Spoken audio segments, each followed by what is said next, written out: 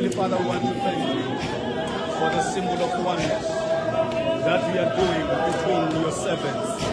I pray, O God, that from this morning, let this be a true sign and symbol of oneness in the trueness of the word of God. Lead them and grant them favor. In the name of Jesus the Christ, I have prayed.